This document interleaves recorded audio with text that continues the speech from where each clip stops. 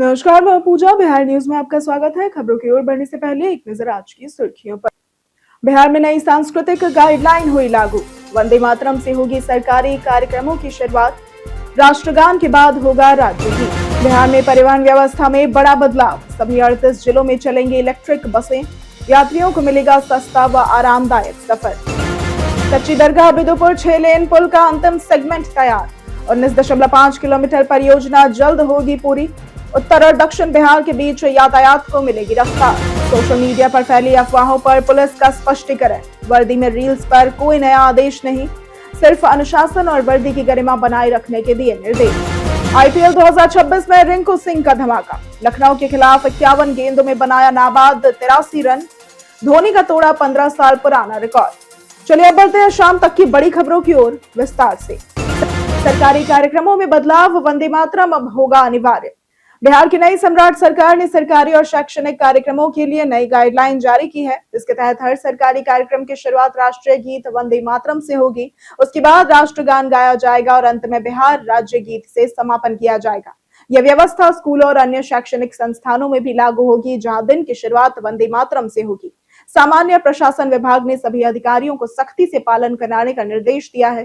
केंद्र सरकार के दिशा निर्देशों के बाद राज्य सरकार ने ये कदम लागू किया है।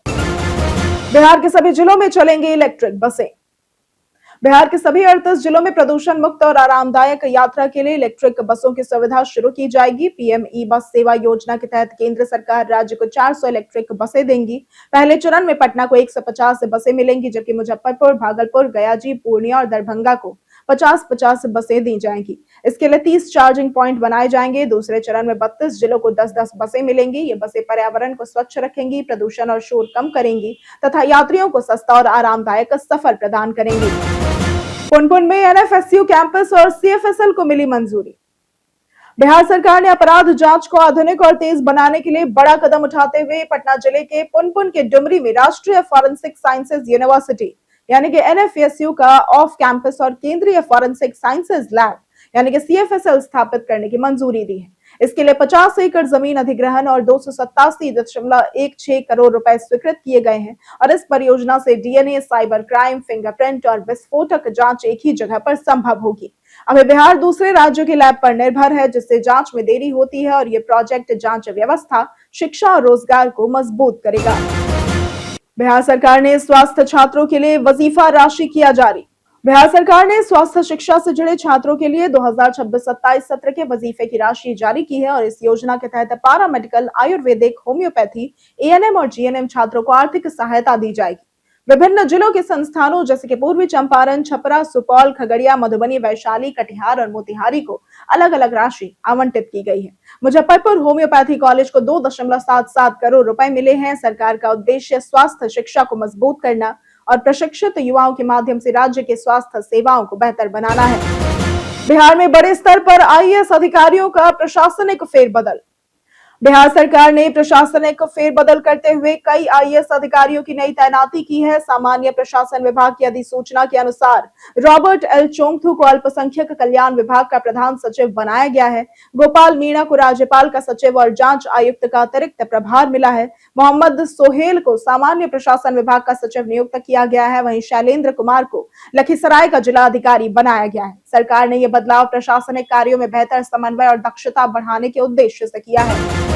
हाजीपुर समस्तीपुर रोड से जुड़ेगा कच्ची दरगाह बिदुपुर 6 लेन पुल। कच्ची दरगाह बिदुपुर 6 लेन पुल का अंतिम सेगमेंट लॉन्च कर दिया गया है, जिससे जल्द ही ये पुल हाजीपुर समस्तीपुर रोड से जुड़ जाएगा। 9.75 किलोमीटर लंबे इस पुल की कुल परियोजना लंबाई अप्रोच रोड सहित 19.5 किलोमीटर है। अभी तक इसकी कनेक्टिविटी राघोपुर तक थी, लेकिन अब ये उत्तर बिहार और दक्षिण बिहार के बीच नया लाइफलाइन बनेगा। पुल का निर्माण एक्स्ट्रा डोज्ड केबल स्टे तकनीक से हुआ है और इसकी रफ्तार क्षमता 100 किलोमीटर प्रति घंटा है। इस परियोजना पर करीब 5,000 करोड़ रुपए खर्च हुए हैं, जिसमें एडीबी ऋण और राज्य सरकार का योगदान शामिल है। यूजीसी नेट करियर सेंटर में नामांकन पर लगी रोक। बिहार के 7 विश्वविद्यालयों में यूजीसी नेट तैयारी के लिए संचालित करियर गाइडेंस सेंटर में नामांकन पर अब रोक लगा दी गई है। Bihar state backward classes finance and development corporation ने पत्र जारी कर बिना अनुमति दाखिले पर रोक और जिम्मेदारी विश्वविद्यालयों पर तय की। पटना विश्वविद्यालय सहित पाटलिपुत्रा, मगध, मिथिला, तिलकामांझी, मधेपुरा और बिहार विश्वविद्यालय में यह सेंटर चल रहा था। पहले सत्र में 120 छात्रों का नामांकन होता था और अब नए दाखिले पर रोक से सेंटर के भविष्य और छात्रों की तैयारी पर असर पड़ने की आशंका है। बिहार राजस्व अधिकारियों की हड़ताल, मुख्य सचिव से होगी वार्ता। बिहार में राजस्व सेवा के अंचल एवं राजस्व अधिकारियों की हड़ताल लगातार जारी है, जो 9 मार्च से सामूहिक अवकाश लेकर चल रही है। इसके कारण अंचलों में कामकाज पूरी तरह से ठप हो गया है। विभागीय स्तर पर कई दौर की बातचीत असफल रहने के बाद अब मुख्य सचिव प्रत्यय अमृत के स्तर पर समाधान की संभावना जताई जा रही है। राजस्व सेवा संघ की प्रमुख मांग है कि डीसीएलआर और अन्य जिला स्तरीय पद केवल उनके संवर्ग के अधिकारियों को ही दिए जाएं। सरकार ने फिलहाल राहत देते हुए हड़ताल अवधि को उपार्जित अवकाश में समायोजित करने का निर्णय लिया है, जिसे आगे बढ़ाया भी जा सकता है। जल्द ही बातचीत की उम्मीद है। वर्दी में रील्स पर नया आदेश नहीं, पुलिस ने किया स्पष्ट। पुलिस वर्दी में रील्स को लेकर मचे हंगामे पर पुलिस मुख्यालय ने यह स्पष्ट किया है कि कोई नया सख्त आदेश जारी नहीं किया गया है। सोशल मीडिया पर वायरल खबरें भ्रामक हैं। 20 अप्रैल को दिए गए निर्देश पहले से लागू पुलिस मैनुअल और बीपीआरएनडी गाइडलाइन के पालन से जुड़े थे। हाल में वर्दी में रील्स बनाने की घटनाओं के बाद केवल अनुशासन की याद दिलाई गई है। बिहार पुलिस हस्तक 1978 के नियमों के अनुसार वर्दी की गरिमा बनाए रखना जरूरी है। मुख्यालय ने कहा कि असली मुद्दा अनुशासन है, न कि रील्स पर नई पाबंदी। सहरसा को मिलेगा नया एयरपोर्ट, सपना होगा साकार। सहरसा के लोगों का हवाई सेवा का सपना जल्द पूरा होने जा रहा है, क्योंकि अगले वर्ष हवाई अड्डा अपग्रेडेशन के बाद यहां छोटे और मध्यम आकार के विमान उड़ान भर सकेंगे। इससे क्षेत्रीय कनेक्टिविटी, व्यापार, पर्यटन और रोजगार को बढ़ावा मिलेगा। पिछले वर्ष ओएलएस सर्वेक्षण के बाद निर्माण प्रक्रिया तेज हुई है। एयरपोर्ट पर 1580 वर्ग मीटर का terminal, ATC tower, fire station और 1000 मीटर रनवे बनाया जाएगा। एएआई ने 38.14 करोड़ रुपए की परियोजना के लिए टेंडर जारी किया है, जिसका निर्माण 15 महीने में पूरा करने का लक्ष्य है। जगदम्बा देवी की दुर्लभ कृतियों से सजेगा बिहार म्यूजियम। बिहार म्यूजियम में 9 मई से मिथिला पेंटिंग की विशेष प्रदर्शनी आयोजित की जा रही है, जो कला, परंपरा और सृजन का एक अनोखा संगम होगी। इसमें पद्मश्री से सम्मानित जगदम्बा देवी की दुर्लभ कृतियों के साथ 50 से 60 अन्य प्रतिष्ठित कलाकारों की पेंटिंग से प्रदर्शित होंगी। ये प्रदर्शनी मिथिला कला के विकास और उसके नए स्वरूप को दर्शाएगी, जहां ये परंपरागत दीवारों से निकलकर कपड़े, शॉल, डायरी और अन्य वस्तुओं तक पहुंच चुकी है। इससे कलाकारों को आर्थिक लाभ मिलेगा और अंतर्राष्ट्रीय मांग भी बढ़ेगी। आयोजन की क्यूरेटर मनीषा झा होंगी।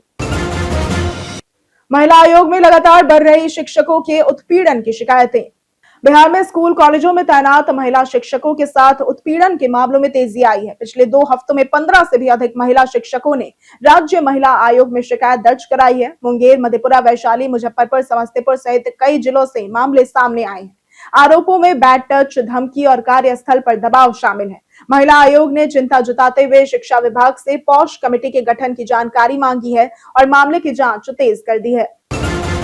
बिहार स्वास्थ्य विभाग में लिपिकों की प्रतिनियुक्ति हुई रद्द। बिहार स्वास्थ्य विभाग ने लिपिकों की प्रतिनियुक्ति रद्द करने और ट्रांसफर, पोस्टिंग व प्रमोशन की नई प्रक्रिया शुरू करने का निर्णय लिया है। अब सभी लिपिकों की सर्विस बुक, प्रमाण पत्र, जाति और आयु की जांच के बाद नई वरीयता सूची तैयार की जाएगी। करीब 3000 लिपिकों की सूची बनने की संभावना है। पहले जारी 2814 लिपिकों की सूची में गंभीर अनियमितताएं मिलने के बाद इसे रद्द किया गया था। कई मामलों में उम्र और योग्यता में गड़बड़ी पाई गई। नई सूची के आधार पर ही पारदर्शी तरीके से ट्रांसफर और प्रमोशन किया जाएगा। गया जंक्शन पर 20 दिन का मेगा ब्लॉक जारी। गया जंक्शन पर 20 दिनों का मेगा ब्लॉक शुरू किया गया है, जो 16 मई तक चलेगा। इस दौरान प्लेटफॉर्म नंबर 1 पर ट्रैक पुनर्निर्माण का काम होगा, जिससे कई ट्रेनों के संचालन में बदलाव किया गया है। गया कामाख्या एक्सप्रेस और अन्य ट्रेनों का मार्ग या समय बदला गया है, जबकि कुछ ट्रेनें गया होकर नहीं चलेंगी।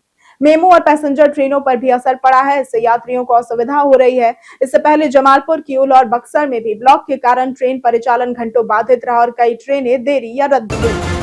रिंकू सिंह ने तोड़ा धोनी का 15 साल पुराना रिकॉर्ड।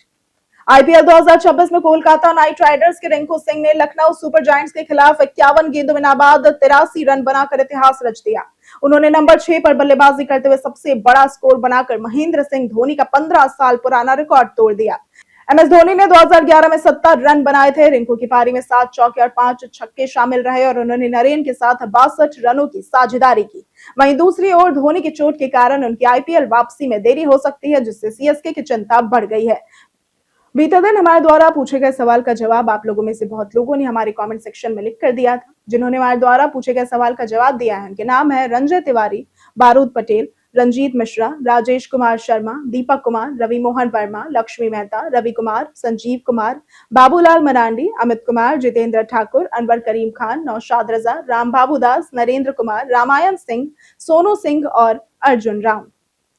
इसी के साथ बढ़ते हैं आज के सवाल की ओर। आज का सवाल है, सड़क, बिजली और पानी की सुविधा आपके इलाके में कैसी है? आप अपना जवाब हमें हमारे कमेंट सेक्शन में लिखकर जरूर बताएं। आज के लिए सिर्फ इतना ही। बिहार की तमाम खबरों के साथ बने रहने के लिए देखते रहें बिहारी न्यूज, और साथ ही अगर आप यूट्यूब चैनल पर देख रहे हैं तो चैनल को सब्सक्राइब करें, और अगर आप फेसबुक पेज पर देख रहे हैं तो लाइक और फॉलो जरूर करें।